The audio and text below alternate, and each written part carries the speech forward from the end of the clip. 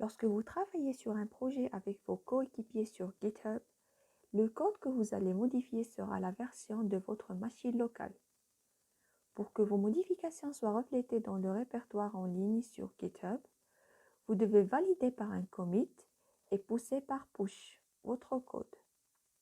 Valider signifie suivre toutes les modifications que vous avez apportées sur votre code local dans Git. Après avoir validé toutes vos modifications dans votre répertoire local, vous les poussez vers le répertoire distant sur GitHub. Dans cette leçon, je vais vous montrer comment lancer un commit de vos modifications sur votre machine locale, puis faire un push vers le répertoire distant dans GitHub. L'éditeur du texte Sublime, où j'ai ajouté un script Python qui affiche Hello World. Je vais maintenant naviguer vers le terminal pour valider mes modifications dans mon répertoire local.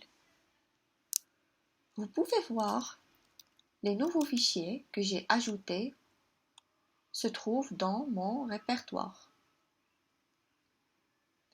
Pour voir les modifications que vous avez apportées, vous pouvez taper Git Status. Vous pouvez voir que cela me dit que je suis sur la branche main et qu'il y a un fichier non suivi, y compris mon fichier Hello World.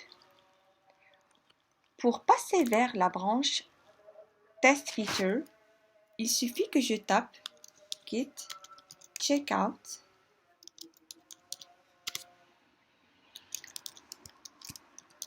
Test Feature. Maintenant, j'ai switché vers la branche Test Feature. La même chose, le fichier Hello World. Tout d'abord, je dois ajouter tous ces fichiers à mon répertoire Git.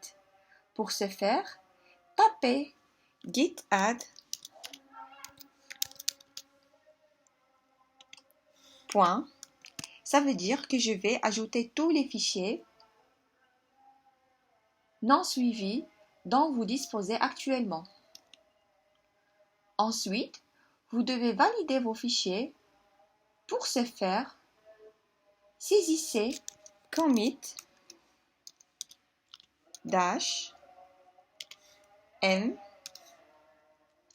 puis écrivez le message de validation.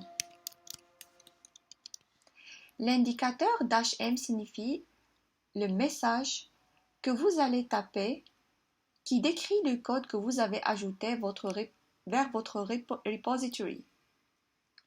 Pour ce commit, j'écrirai que j'ai ajouté un fichier Hello World.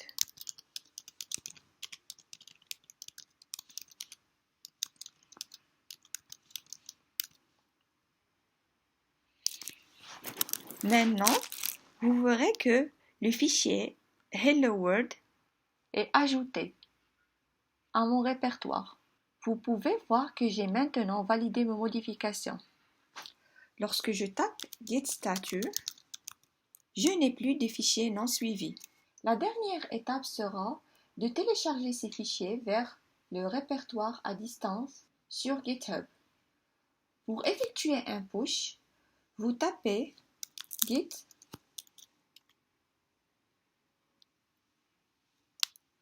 push